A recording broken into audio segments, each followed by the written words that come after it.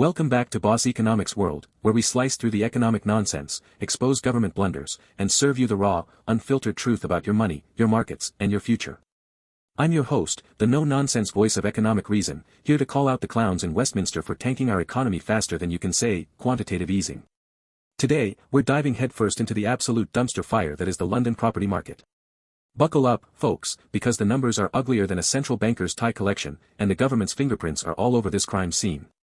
Picture this: house prices in London are crawling up by a measly 1.7% in 2024, while rents are rocketing by 9.1%. Landlords are fleeing the market like rats from a sinking ship, rental supply is drying up faster than a politician's promises, and tenants are stuck in a chokehold, paying 40% more than pre-pandemic levels. So, what's behind this economic horror show? Spoiler alert, it's not market forces, it's your friendly neighborhood government, meddling where it shouldn't, and screwing over everyone in the process. Let's break it down, point by point, surface to core, and show you how Westminster's clown show is dragging us into a full-blown rental recession. And stick around, because I've got the latest data, the juiciest examples, and enough economic shade to make even the Bank of England blush. Let's start with the obvious, folks: the numbers don't lie, but the government sure does. In 2024, London house prices limped upward by just 1.7%, according to the UK House Price Index, while rents shot up by a staggering 9.1%, per the Office for National Statistics, ONS. That's right, while homeowners are barely keeping up with inflation, tenants are getting absolutely clobbered.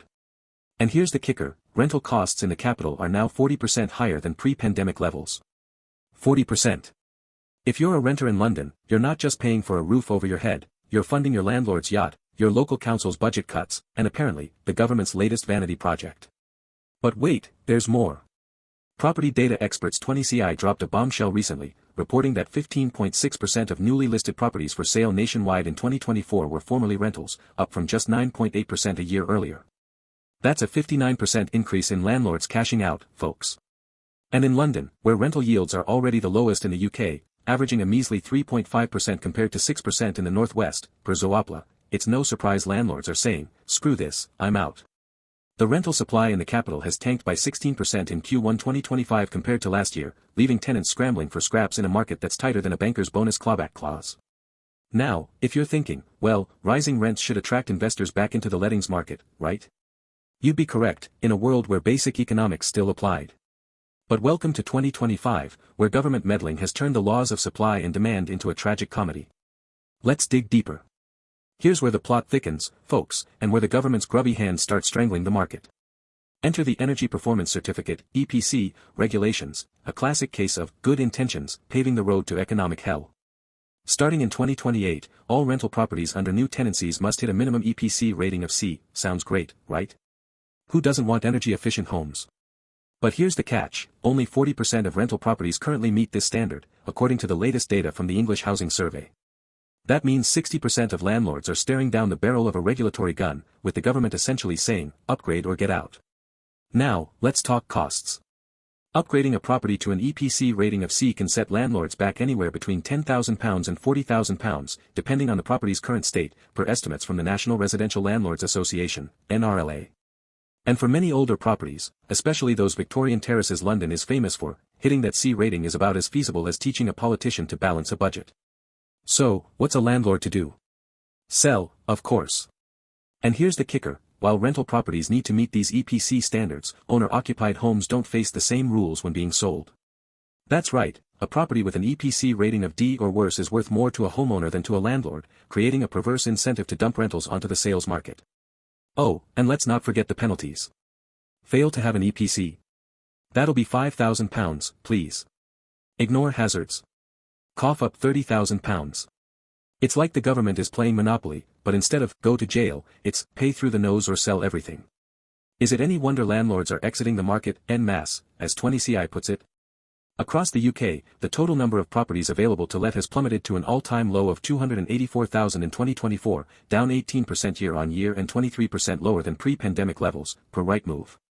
This isn't just a London problem, it's a national crisis, and the government's heavy-handed EPC rules are the match that lit the fuse. But wait, folks, it gets worse. The EPC fiasco is just one piece of the puzzle. Let's zoom out and look at the bigger picture: a perfect storm of policy failures, economic mismanagement, and outright government incompetence. First, there's net migration, which hit a record 764,000 in 2023, according to the ONS, and shows no signs of slowing in 2024. Now, I'm not here to debate immigration policy, that's a whole other can of worms, but the economic reality is undeniable. More people means more demand for housing, especially rentals. And with rental supply shrinking faster than a politician's credibility, tenants are caught in a vice grip, paying through the nose for whatever scraps are left. Then there's the affordable housing crisis. The government loves to crow about fixing the housing market, but let's look at the facts. Local councils and housing associations, which provide the bulk of affordable rentals, are selling off their stock faster than you can say budget cuts. Why? Because they're cash-strapped, thanks to years of austerity, and they need to fund upgrades to meet, you guessed it, those same EPC standards. In 2023 alone, housing associations sold off 14,000 homes, per the regulator of social housing, while building just 7,000 new ones. Net result? A shrinking pool of affordable rentals, leaving low-income tenants with nowhere to go but the private market, where rents are rising faster than a Bitcoin bubble. And let's not forget interest rates. The Bank of England has kept rates elevated at 5% in 2024, hammering landlords with higher mortgage costs. For a typical buy-to-let landlord, mortgage interest payments have doubled since 2021, per Hamptons, making the rental business less profitable than a lemonade stand in a rainstorm. Combine that with the EPC costs, the fines, and the constant threat of new regulations, and it's no wonder landlords are throwing in the towel. So, who's paying the price for this mess? Tenants, of course. The average London renter now spends 54% of their pre-tax income on rent, according to Zoopla, making the capital one of the least affordable rental markets in the world. And with supply shrinking and demand soaring, bidding wars for rentals are becoming the norm. Just last month, the BBC reported on a two-bedroom flat in Islington that received 47 offers within 48 hours, with the winning bid coming in at £200 above the asking price, per week. This isn't a market, it's a gladiatorial arena, and tenants are the ones bleeding out. Meanwhile, the government's response has been nothing short of pathetic. Instead of addressing the root causes, overregulation, underinvestment in social housing, and a failure to incentivize rental supply, they've doubled down on policies that make the problem worse. The EPC rules, while well-intentioned, are a textbook example of policy myopia, ignoring the economic realities faced by landlords and tenants alike. And don't even get me started on their so-called Renters Reform Bill, which promises to protect tenants, but does nothing to address the supply crunch driving up rents in the first place. So, what's the fix, folks? Here's a radical idea: how about the government stops meddling and starts solving? First, scrap the EPC rules for rentals, or at least delay them until 2035 and provide tax breaks to landlords who upgrade. Second, invest in social housing. The UK needs 90,000 new social homes per year just to keep up with demand, per shelter, but we're building less than half that. Third, incentivize landlords to stay in the market by reversing the punitive tax changes, like the 3% stamp duty surcharge on second homes, that have driven so many out. And finally, get serious about planning reform to unlock new land for housing development, because if supply doesn't increase, this crisis will only get worse. And there you have it, folks, the London property market, a textbook case of government incompetence turning a manageable problem into a full-blown economic disaster.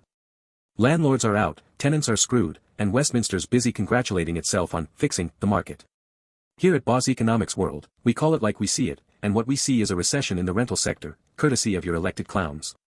If you're as fed up as I am, hit that like button, share this video, and let's keep exposing the economic nonsense together. Until next time, stay sharp, stay skeptical, and remember, when the government says, "We're here to help," run for the hills.